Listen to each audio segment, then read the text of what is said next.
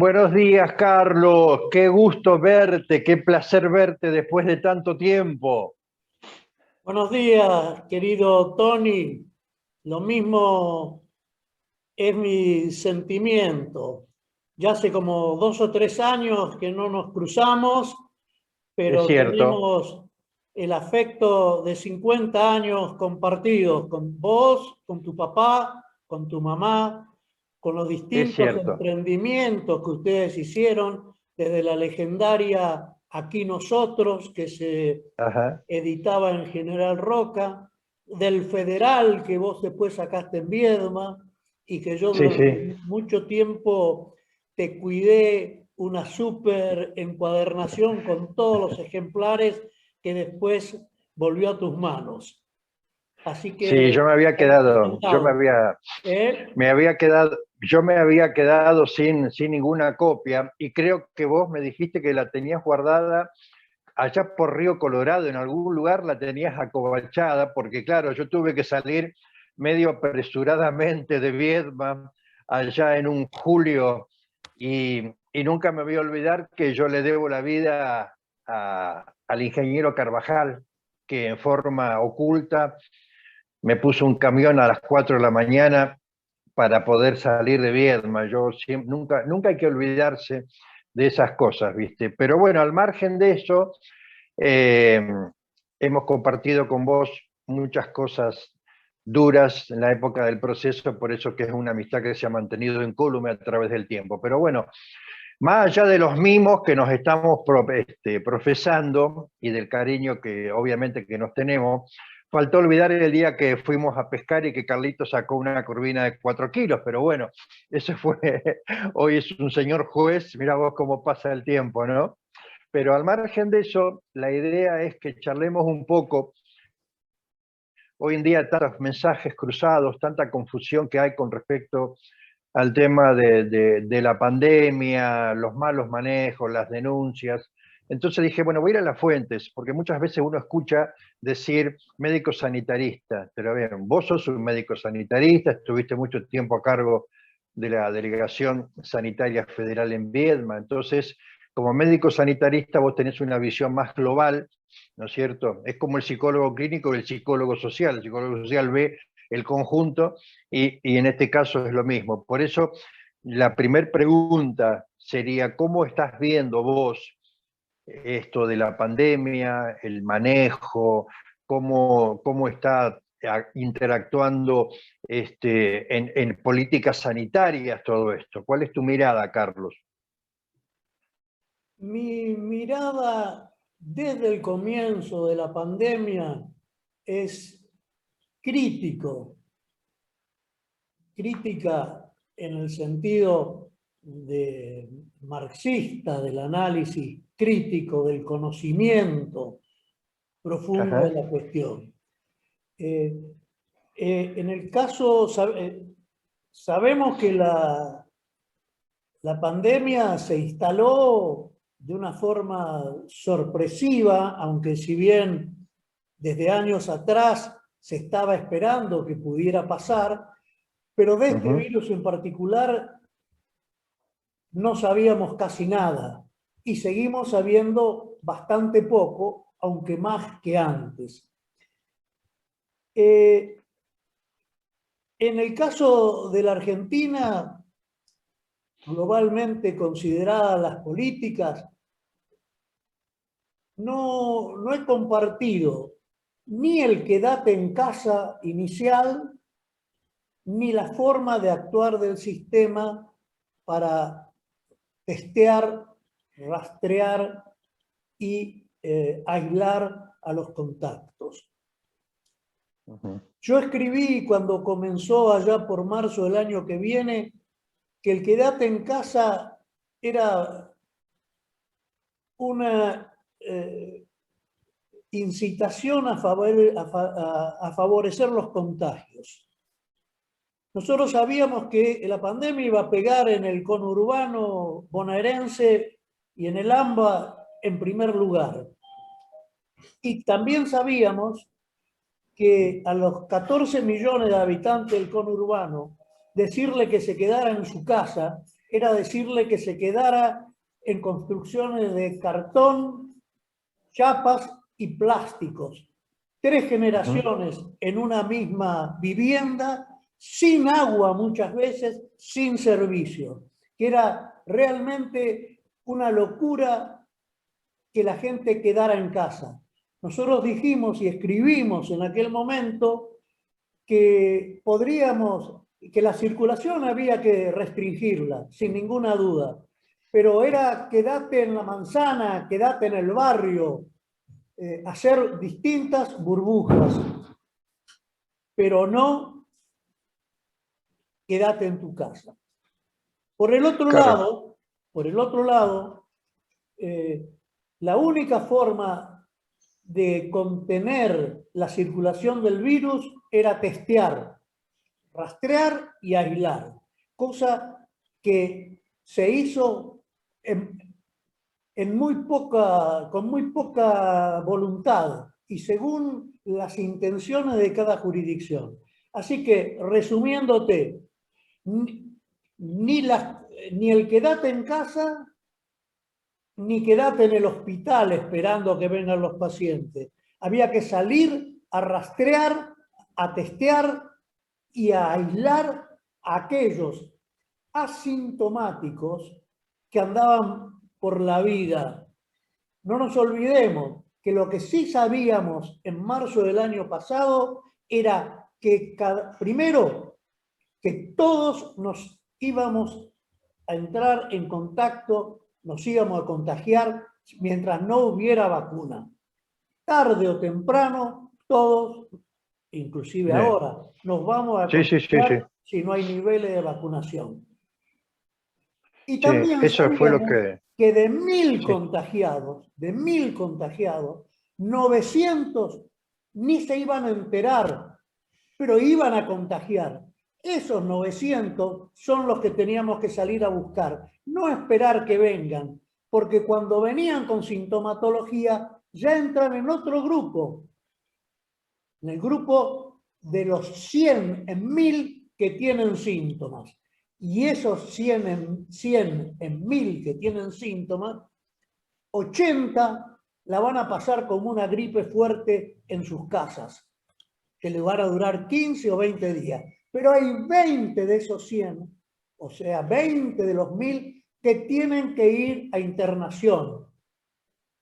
La cuarta parte a terapia intensiva. Y bueno, sí, eso vos sabés que...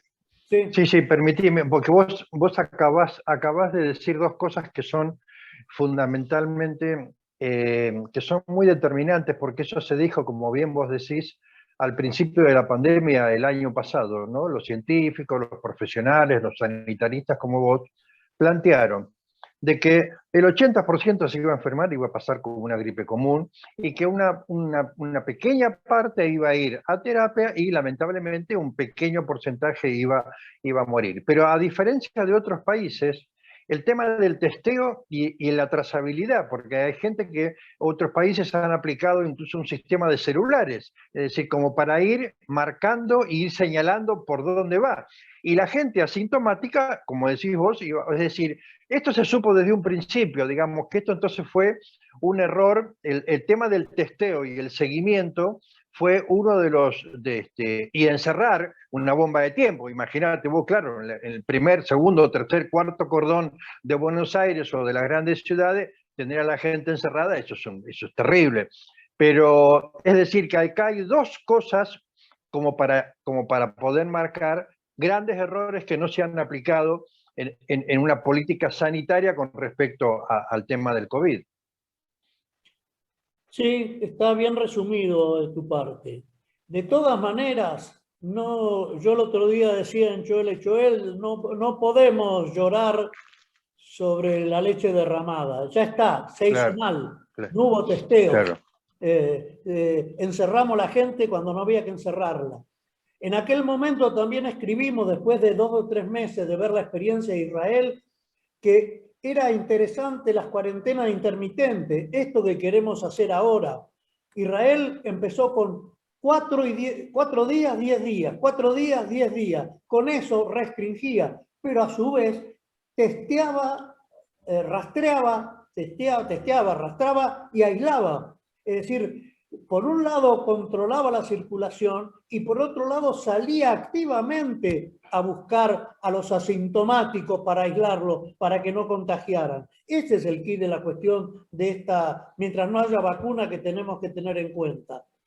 El tema cultural influye. No, el tema cultural también influye mucho. Viste que acá se juntan varias, es como que si fuera una tormenta perfecta. La poca credibilidad, el hastío de la gente, la poca sensibilidad social empática, viste, yo por ahí apelando un poco a las cuestiones del psicoanálisis o Freud, hay como una pulsión de muerte en muchos sectores de la sociedad y viste que nos diferencia. Entonces, es un combo en el cual es complicado, ¿no? Por ahí aplicar políticas o pedir cuando, bueno, qué sé yo, hubo denuncias, cuando hay poca credibilidad en el gobierno. Acordate, viste, ayer estaba viendo esta chica que se murió de 22 años, a ver, y mientras tiempo atrás veíamos cómo se ufanaban algunas chicas jovencitas, ¿no? Que habían sido vacunadas y que no tenían nada que ver con enfermedades preexistentes. O sea, esto de los vacunatorios VIP, ¿no? Realmente, entonces, ¿cómo bajás línea cuando te encontrás con la poca credibilidad que hay en quienes deben dar el ejemplo? El tema, y a lo mejor esto va para tu análisis psicoanalítico, es que yo personalmente entiendo que los gobiernos hayan, el caso del Ministerio de Salud de la Nación, se reservara alguna cantidad de dosis para casos puntuales. Yo no estoy en contra de eso. Lo que estoy en contra es que lo hayan hecho por izquierda, vendiendo una imagen de preocupación por la gente, mientras tuvieron oculto lo que estaban haciendo. Yo entiendo, por eso yo no quiero tener un equilibrio en esto, porque es necesario, el ministro de Salud tiene que tener para una emergencia, poder disponer de algunas vacunas. Lo que no puede es mentirle a la gente.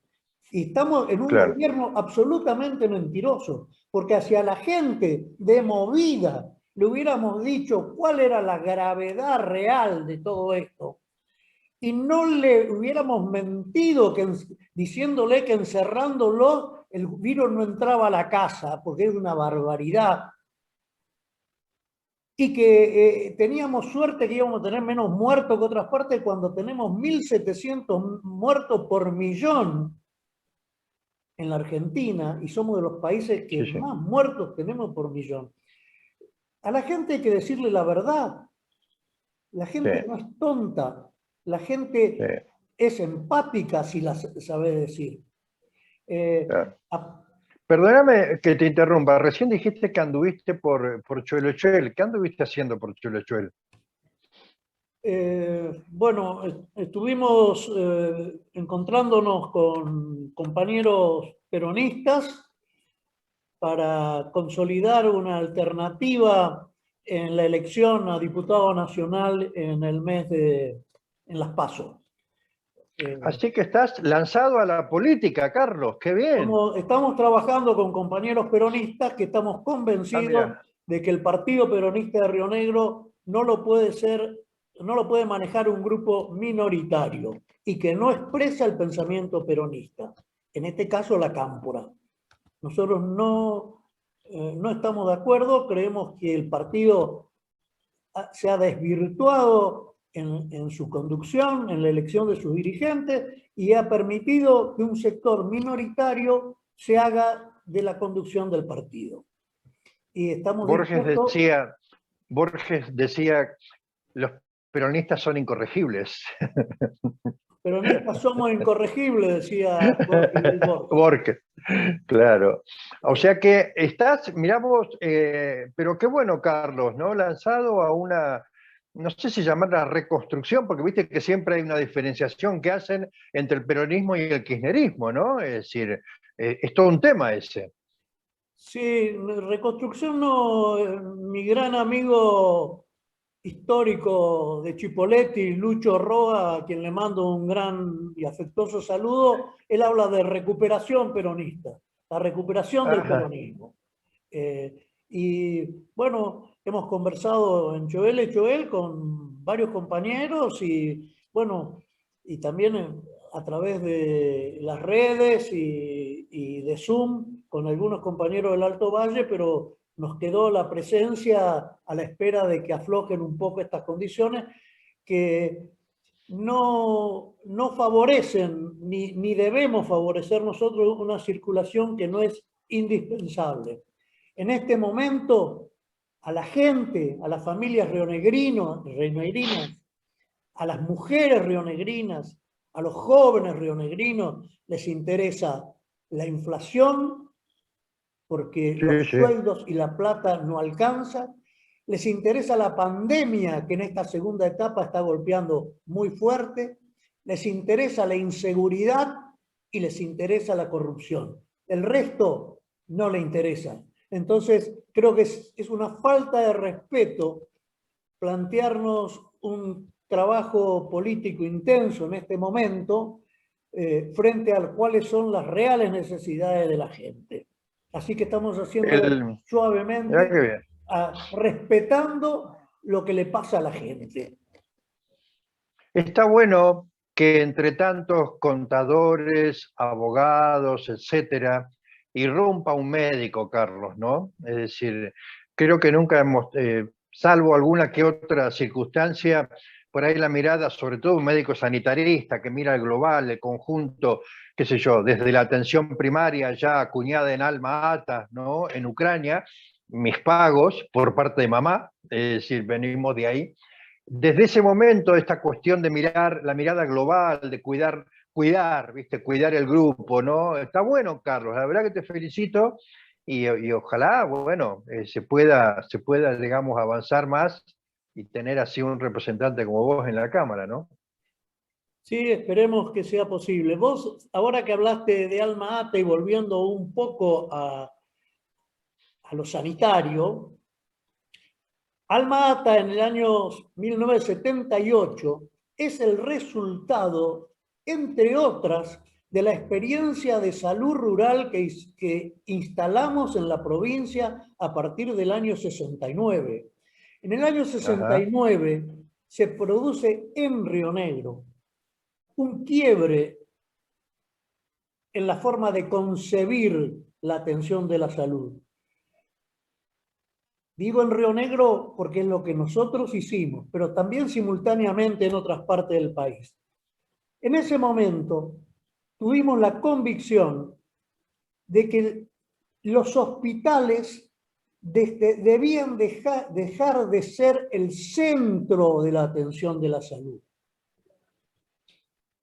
Que el hospital no tenía su plena función si la gente no llegaba al hospital, no llegaba por razones geográficas, por razones culturales o por reacciones económicas, o por razones económicas. Entonces, claro. no había que esperar en el hospital a la gente, sino que había que salir a las viviendas que podían depender del hospital y ir vivienda por vivienda haciendo acciones de promoción, protección de la salud y derivación después al hospital. Esto Claro. es lo que se llamó el giro copernicano de los sistemas de salud en la fin de la década del 60. ¿Por qué giro copernicano?